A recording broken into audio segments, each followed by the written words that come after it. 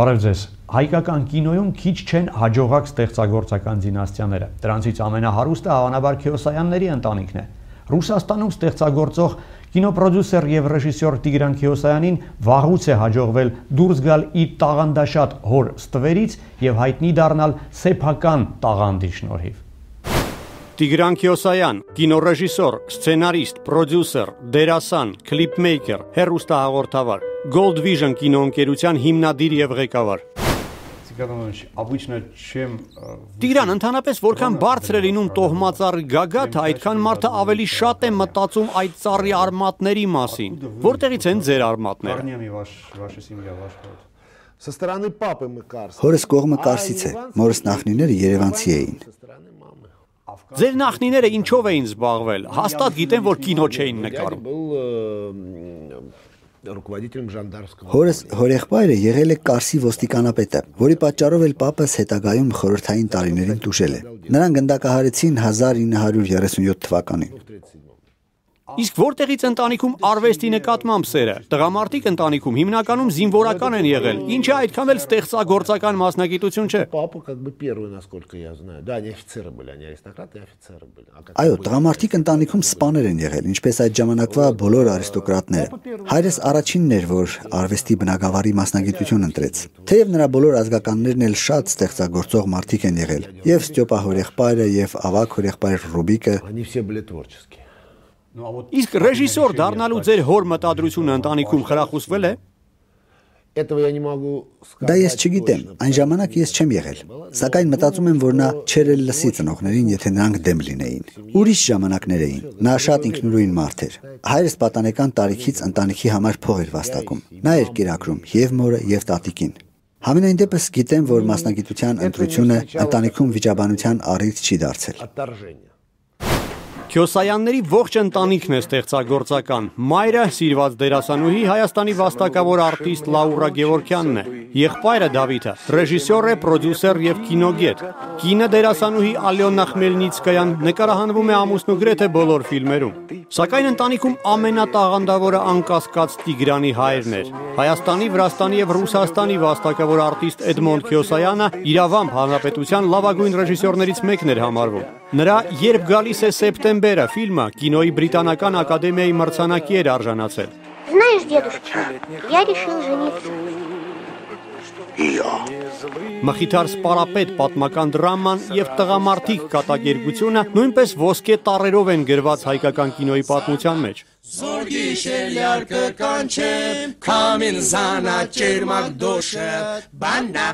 Դե իսկ Մոսկվայում նկարահանված նրա ամենահաջողակ կինոնախագիծը անորսելի վրիժառուների մասին կինոեռագրությունն է։ Այն խորհրդային կինոյի առաջին իսկական վեսթերնն էր, որը այժմ էլ ոչինչով չի զիջում հոլիվուդյան խոշորաբյուջե բլոկբասթերներին, ոչ դինամիզմով, ոչ էլ ինտրիգով։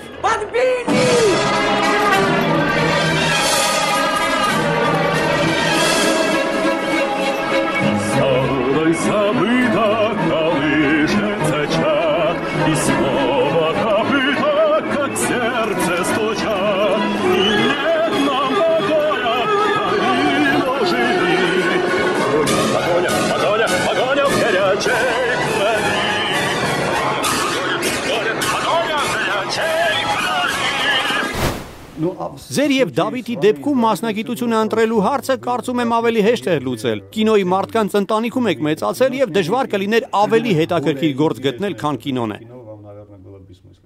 Ոչ, ինչու, Դավիթն ավարտել է Մոսկվայի պետական համալսարանի ժուրնալիստիկայի ֆակուլտետը։ Այ ես իսկապես ի սկզբանե ընտրեցի կինոն։ Բայց Դավիթը 6 տարեկանից նկարահանվում է կինոյում։ Հետո ինչ, Դավիթը նկարահանվել է 6 տարեկանից, իսկ ես 4 տարեկանից։ Իսկապես ո՞ր ֆիլմն էր։ Ռուսական կայսրության թագը։ Իսկ ինձ թվում էր Դավիթն է այդ տղայի դերը կատարում։ Դավիթի դերը ավելի մեծ էր։ Նա թագը գողացող տղայի դերն էր կատարում։ Իսկ ես այն փոքրիկ տղան էի, որը գնացքի դրվագում Ջիգարխանյանի կողքին է։ Հետս մի մեծ շուն էր։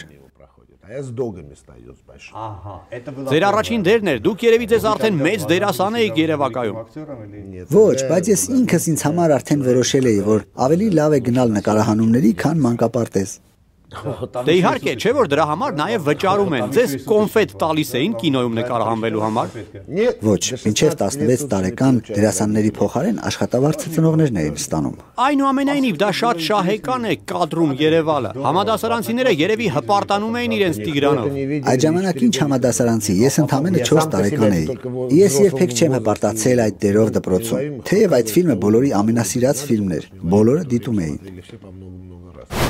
Ռուսաստանյան կայսրության թագը ֆիլմից հետո Տիգրան Քյոսայանը որպես դերասան նկարահանվեց եւս 7 ֆիլմերում, այդ թվում Մխիթար Սպարապետ, Ստալինգրադ, Ջոքեր, Շոքը, Երջանիկ միասին կինոժապավեններում։ Այդ ֆիլմերից մի քանիսում հենց ինքն իր դերն է կատարում։ Քյոսայանը երաժշտական տեսահոլովակներ է նկարահանել ռուսաստանյան էստրադայի ամենավառ աստղերի համար, որոնց թվում են Իրինա Ալեգրովան, Լեոնիդ Ագուտինը, Ժասմինը, Նատալիա Վիտլիցկայան, Դիանա Գուրցկայան, Իգոր Սարուխանովը,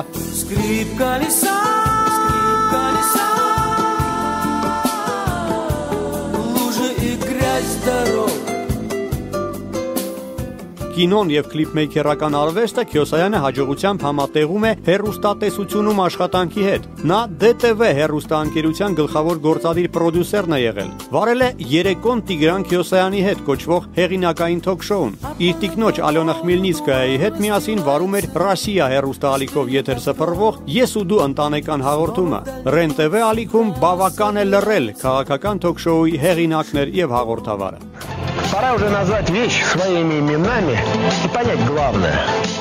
Нам всем хватит молчать. Ես գիտեմ, երբ դուք ընդունվեցիք կինոյի պետական ինստիտուտ, կենտրոնական թերթերից մեկը մի խայտառակ հոդված էր գրել։ Գրել էին, թե Էդմոնդ Քյոսայանը առաջ է մղում իր անտաղանդ որդուն։ Հոդվածը 83 թվականին է գրվել, երբ ես չընդունվեցի մշակույթի ինստիտուտ։ Հայո ծիծաղելի է։ Հետաքրքիր է, իսկ դուք այդ հոդվածագրին հետո հանդիպել եք, գիտեք թե ով է։ Հոդվածագիրը մահացել է, բայց ավելի հետաքրքիր էր պատվիրատուի պատմությունը։ Կծիծաղեք, եթե իմանաք ով էր։ Ռեժիսոր Մարլեն Խուցիևը։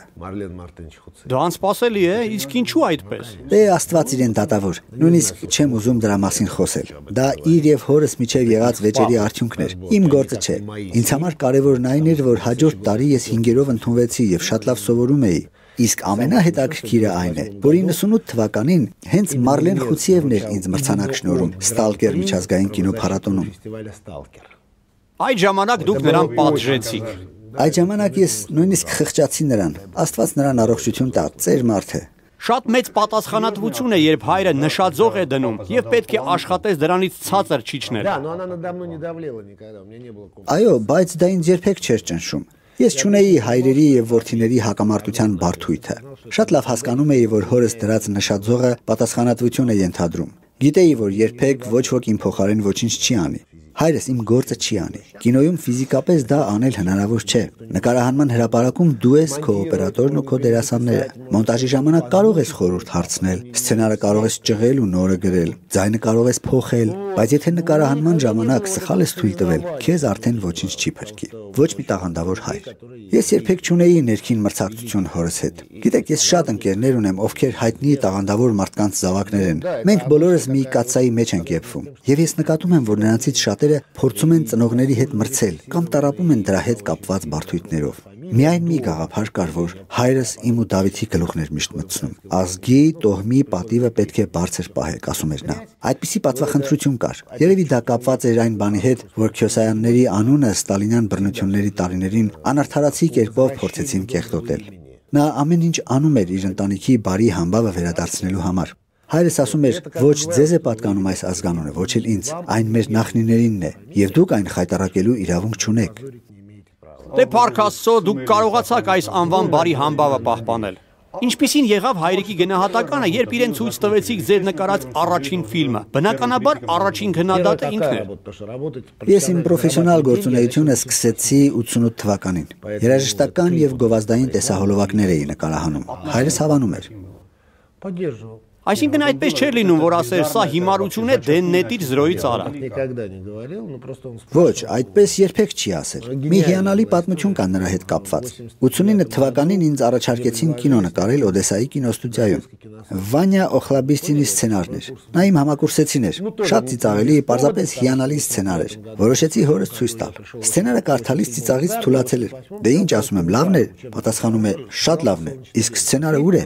Այսինքն, հարցնում եմ, հենց սա էլ սցենարն էր։ Պատասխանում է, սա ինչ սցենար։ Այստեղ ընդամենը 22 րոպեանոց ֆիլմի նյութ է։ Ես սկսեցի վիճել։ Տեսնեմ գնաց մկրատը բերեց։ Այսպիսի բան կա կինոյում, որ լավ պատկերացնես ֆիլմի ժամանակը, մկրատով կտրատում ես սցենարը, բաժանելով էպիզոդների, իսկ հետո կարդում ես ժամը պահելով։ Այդպես էլ արեցինք։ Բոլոր կերպարների փոխարեն ես ինքս կարդացի, անհրաժեշտ դադարները պահպանելով։ Ստացվեց ուղիղ 22 րոպե։ Հայրս դա զգացել էր առանց մկրատի։ Դուք մի մեծ առավելություն ունեիք։ Այն մարդը, որ կարող էր ձեր արած գործի ստեղծագործական ախտորոշումը տալ եւ անհրաժեշտության դեպքում բուժում նշանակել, հենց ձեր տանն էր ապրում։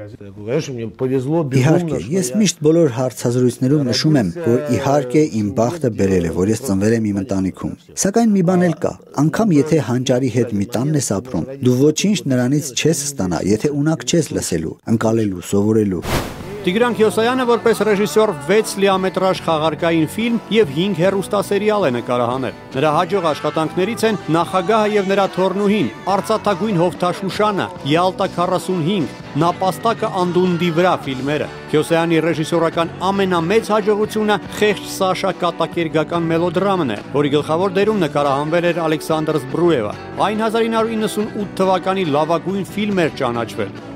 Տիգրան Քյոսայանը կինոտավրի բազմակի հաղթող է, Տեֆիի դափնեկիր, մրցանակի է արժանացել Պատուհան դեպի Եվրոպա փառատոնում։ 2000 թվականին Տագանկայում կայացավ Քյոսայանի որպես թատերական ռեժիսորի դեբյուտը։ Նա նաև 12 աթոռ մյուզիկլի պրոդյուսերն է։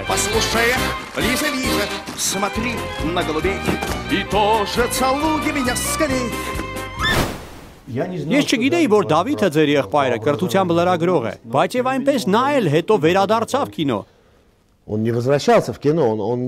Նա չի վերադարձել կինո, նա այնտեղ եղել է։ Նա դեռ մանկուց հայրիկի ֆիլմերում նկարահանվել է։ Հայրս միշտ նկարում էր բոլոր հարազատներին, թե մոտիկ, թե հեռու։ Իրականում դա մի մեծ փիլիսոփայություն էր։ Նա ասում էր, այ երբ դուք էլ արդեն չեք լինի, իմ ծոռները կմիացնեն եւ ֆիլմում կտեսնեն իրենց հարազատներին։ Եղբայրս երբեք կինոից հեռու չի եղել։ Սկզբում նա աշխատում էր Սովեքսպորտ ֆիլմում, հետո այդ կազմակերպության ներկայացուցիչն էր Հնդկաստանում։ Երբ վերադարձավ Մոսկվա, ես երաժշտական տեսահոլովակներ էի նկարահանում։ Բավականին հայտնի էի արդեն այդ ասպարեզում։ Դա 91 թիվն էր։ 92-ի դեկտեմբերին մենք եղբորս հետ միասին ընկերություն բացեցինք, որն այժմ էլ կա, կոչվում է Gold Vision։ Դուք այժմ հենց այդ ստուդիայում եք։ Դավիթը պրոդյուսերն է, ես արվեստով եմ զբաղվում, ինքը ֆինանսներով։ Ինչ է իրենից ներկայացնում այդ ընկերությունը։ Զբաղվում ենք ամեն ինչով։ Գեղարվեստական ֆիլմեր ենք նկարահանում, հեռուստատեսային սերիալներ։ Շատ բան նույնիսկ հորինել ենք այս ասպարեզում։ Ռուսաստանում առաջիններից ենք, ով սկսեց սերիալներ նկարահանել։ Նաև զբաղվում ենք վավերագրական ֆիլմերով, ինչպես արևմուտքի, այնպես էլ մեր հեռուստադիտողների համար։ Վավերագրական կինոն կարող է լինել շահութաբեր բիզնես։ Լավ վավերագրական ֆիլմը, այո, վավերագրական ֆիլմը բոլորովին այլ ապրանք է։ Մենք նկարահանում ենք ռեալիթի, բայց ոչ թե այն, ինչ կոչվում է բանալու անցքից թաքուն նայել, այլ իսկական կինո։ Ձեր ստեղծագործական կարիերան սկսվել էր երաժշտական տեսահոլովակներ նկարահանելուց։ Այդ գործը ձեզ իսկապես հետաքրքիր էր, թե դա պարզապես դեպի հաջողություն տանող ամենակարճ ճանապարհն էր։ Ոչ, այդ գործը ինձ շատ էր հետաքրքրում, եւ այն փրկեց ինձ այն ծանր տարիներին, 90-ական թվականներին։ Այդ ժամանակ իսկական կինո նկարահանելու փող չկար։ Երաժշտական տեսահոլովակների նկարահանումը ինձ թույլ տվեց չմոռանալ մասնագիտությունս։ Բայց ես իմ սկզբունքներից չհրաժարվեցի։ Իմ նկարած գրեթե բոլոր հոլովակները սյուժետային են, այսինքն իրենցից մի փոքր ֆիլմ են ներկայացնում։ Այսինքն դա այն էր, ինչ ինձ դուր էր գալիս, ինչը ես ուզում էի անել։ Ձեր գործընկերներից շատերը նույն այդ տարիներին պրոֆեսիոնալ փրկությունը գտան գովազդ նկարելու գործում։ Հենց մենք էինք առաջիններից մեկը, ով այդ շուկան մտավ։ Դրանից ենք սկսել։ Իսկ դա ձեզ համար կոմպրոմիս էր, թե դրանից էլ կարելի է հաճույք ստանալ։ Вот от этого мы получали еще больше удовольствия. Ոչ մի կոմպրոմիս, դրանից մենք հաճույք էինք ստանում։ Դա միայն փող վաստակելու ձև չէր, մենք ստեղծագործում էինք։ Այդ ժամանակ բարեբախտաբար գովազդային գործակալություններ դեռևս չկային, եւ հնարավոր էր գովազդ նկարահանել իսկապես ստեղծագործելով։ Այժմ դա արդեն անհնար է։ Հիմա այդ գործումը արվեստի մարդու համար շատ ձանձրալի է, քանի որ ռեժիսորի մեջքի ետևում կանգնում է գովազդի հարցերով ամերիկացի խորհրդականը ու ասում է, թե դու ինչ պետք է անես, որպեսզի նկարահանած հոլովակը հնարավորություն տա սպառողի գրպանից որքան հնարավոր է շատ փող հանել։ Դե այսպիսի պայմաններում ինչ արվեստի մասին կարող է խոսք լինել։ Սա ինձ համար չէ։ Այդ պատճառով էլ ես մի օր ասացի. Դավիթ, հավաքվիր, ժամանակն է այս պատմությանը վերջ դնել։ Ճիշտ է որ ասեմ, այժմ երաժշտական տեսահոլովակներ նկարելն էլ հետաքրքիր չէ։ Ես 94 թվականից ոչ գովազդ, ոչ էլ երաժշտական հոլովակներ չեմ նկարահանում։ Իգոր Սարուխանովի Սկրիպ Կալիսա երգի հոլովակը նկարեցինք ու վերջ տվեցի այդ գործին։ Ես հիշում եմ այդ հոլովակը, ձեր օգտագործած հայկական տառերի առկայությունը ընդգծեց հեղինակի էթնիկ ծագումը։ Չէ, այդտեղ լրիվ այլ գաղափար կար։ Եթե հիշում եք, այդտեղ կային հրեական, հայկական եւ ռուսական տառեր։ Դե ռուսական, քանի որ երգը ռուսերեն է, իսկ հրեական եւ հայկական, որովհետեւ դրանք բիբլիական ամենահին մշակույթները ունեցող ազգերն են։ Այսինքն պատճառը այն չէր, որ ես հայ եմ։ Դե դժվար էթնիկ ռուսը նման հոլովակ նկարել։ Էթնիկ ռուսը կարծում եմ այդ երգը այդպես չէր կատարի, ինչպես Սարուխանովն է կատարում։ Դուք նկատեցիք, որ ձեր հայրը գրեթե բոլոր ազգականներին իր ֆիլմերում նկարահանում էր։ Ձեր ֆիլմում խաղում է ձեր կինը, իսկ ձեր մորը դերասանուհի Լաուրա Գևորգյանին ինչու դերեր չեք առաջարկում։ Իմ ֆիլմերում երբեք մայրս չի նկարահանվել։ Չի ուզում։ Բազմիցս առաջարկել եմ։ Իմ մտահղացմամբ խեղճ Սաշան ֆիլմում դայակի դերը նա պետք է խաղար, բայց չուզեց։ Դե ես չեմ ստիպում, քանի որ գիտեմ, որ նկարահանման հրապարակը իր մոտ ասոցացվում է միայն հորս հետ։ Ձեր ստեղծագործական թիմում հայեր կան, Դավիթից բացի բնականաբար։ Выйдите в коридор, пожалуйста.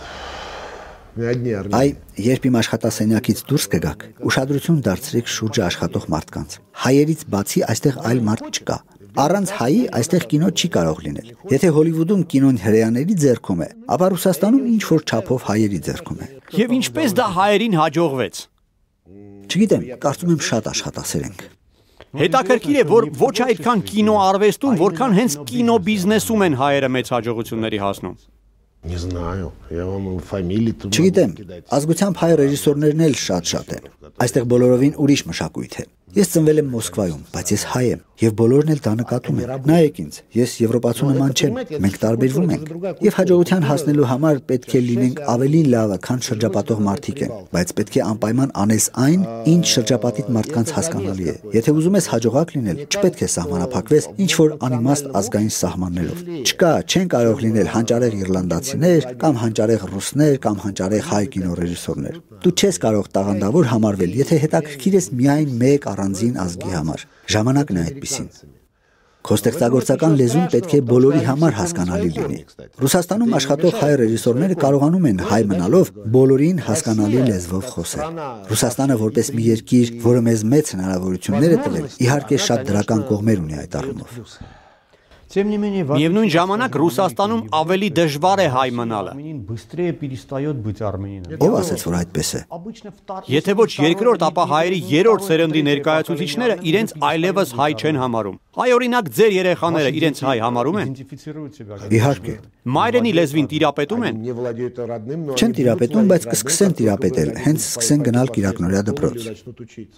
Դե իրենց բախտը բերել է, քանի որ իրենց հայրը այդ ավանդույթներին հավատարիմ է։ Ես այդ ավանդույթներին այնքան էլ հավատարիմ չեմ։ Երեխան ինքը պետք է ընտրի, բայց վստահ եմ երեխայի ընտրության վրա մեծապես ազդում է ընտանիքում տիրող մթնոլորտը, նախնիների գերեզմանների նկատմամբ վերաբերմունքը եւ այլն։ Օբյեկտիվորեն ավելի դժվար է Մոսկվայում հայ մնալը։ Մոսկվայում, որտեղ ապրում է կես միլիոն հայ, ընդամենը 1 հայկական դպրոց եւ 1 հայկական եկեղեցի կա։ Ստամբուլում գործում է 50 հայկական եկեղեցի եւ 16 հայկական դպրոցներ։ Համեմատելը դժվար է, ոչ մեկ դրանում մեղավոր չի։ Դա օբյեկտիվ փաստ է։ Մոսկվայում ավելի դժվար է հայ մնալը, համաձայնվեք։ Честно говоря, не думаю. Хотя, наверное, в любой. Չեմ կարծում, ճիշտն ասած, չնայած հնարավոր է, Գիտեք ինչ, այնտեղ որտեղ հայը օտար թշնամական շրջապատ ունի, բնազդը նրան ստիպում է ավելի ակտիվ պայքարել ասիմիլյացիայի դեմ։ Իսկ երբ վերաբերմունքը բարյացակամ է, երբ քեզ ոչինչ չի սպառնում եւ կյանքը բարեկեցիկ է ու կայուն, բնազդը քեզ էլ ոչինչ չի հուշում։ Այդպիսի պայմաններում իսկապես ավելի հեշտ է ձուլվելը։ Դա թե դրական, թե բացասական կողմեր ունի։ Մենք երեխաներից խոսեցինք։ Հաճախ են լինում ձեր երեխաները Երևանում։ Դուր գալիս է իրենց հայրենիքում։ Իհարկե, շատ։ Աղջիկս այժմ Անգլիայում է սովորում, բայց երազում է գնալ Հայաստան եւ ապրել պապիկի տանը։ Նա նույնիսկ Երևան չի ուզում գնալ, այլ հենց պապի տուն աշտարակում, որտեղ ոչ մշտական լույս կա, ոչ էլ ջուր։ Նրան այնտեղ ավելի շատ է դուր գալիս։ Իսկ ձեզ ժամանակը ներում է հաճախ Երևան գալ։ Հազվադեպ, սովորաբար ընդամենը 1-2 օրով եմ գալիս։ Իսկ ինչ է Երևանը ձեզ համար։ Для меня Ереван это не то, что сейчас Ереван. Ինձ համար Երևանը այն Երևանը չէ, որ հիմա է։ Մենք ձեզ հետ գրեթե մի տարիքի ենք, ինձ կհասկանաք։ Ինձ համար Երևանը 70-80-ական թվականների քաղաքն է։ Իմ Երևանը դա ճանապարհի այն փոքր հատվածն է, որ տանում է Թատերական ինստիտուտից մինչև Կոզիրոկ սրճարանը։ Ժամանակին այդ հատվածը ոտքով անցնելու համար ինձնից երբեմն 2 ժամ էր պահանջվում, քանի որ ճանապարհին հանդիպում էի բազմաթիվ ծանոթների, ընկերների, բարեկամների։ Դե իհարկե, չէ որ ճանապարհին Պոնչիկանոցն է, Պապլավոկը։ Դե եթե այդպիսի պտույտ տայի, ավելի ուշ կհասնեի։ Ես դեռ կարճ ճանապարհով եմ ասում։ Երևանում այդ տարիներին միշտ բարեկամական մթնոլորտ էր։ Երբ Մոսկվայից գալիս էինք այդ արևոտ քաղաքը, լրիվ ուրիշ մենթալիտետ էր։ Շրջապատում էին սիրող մարդիկ, շուրջդ գեղեցիկ ու պայծառ դեմքեր էին։ Երևանյան ձեր բոլոր ազգականները այժմ էլ այն պայծառ մարդկանցից են, որոնց մասին դուք խոսում էիք։ Արամոն, Աշոտը Գևորգյան, նրանց բոլորին էլ հաջողվում է ստեղծագործել։ Это разные вещи, братья. Դե նրանք պարզապես ազգականներ չեն, նրանք եղբայրներս են։ Հարազատը մնում է հարազատ։ Ես միշտ հիշում եմ այն տարիների Երևանը, երբ ես փոքր էի, եղբայրներս փոքր էին, երբ մեր շուրջը մեր մեծերն էին ու բոլորով մի մեծ ընտանիք էինք։ Ասում են Երևանը ավելի գեղեցիկ է դարձել, ավելի վառ է, փայլուն։ Այո, ամեն ինչ լավ է, բայց դե ուրիշ ժամանակ է։ Դա արդեն իմ քաղաքը չէ։ Իմ քաղաքը այն Երևանն էր, որը իմ մանկական նկարներում է պատկերված։ Դա նոր տարին է, երբ միշտ գրեթե միշտ ձյուն էր գալիս։ Իմ հիշելով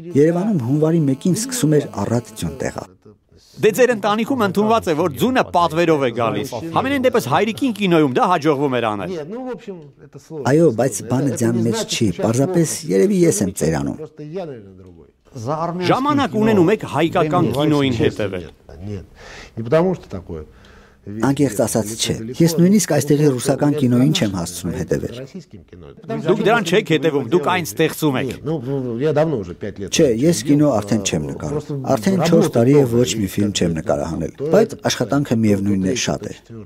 Գիտեք, այսօր առավոտյան ինտերնետում փնտրեցի ձեր անունը եւ որոնողական կայքերը ինձ ահռելի ծավալի նյութեր բերեցին։ Դրանց մեծ մասում ասվում է Տիգրան Քյոսայան, հայ կինոռեժիսոր եւ կինոպրոդյուսեր։ Հաճելի է, որ լինելով ռուսաստանցի գործիչ, դուք միևնույն է որպես հայ եք ընկալվում։ Թող միշտ այդպես լինի։ Спасибо.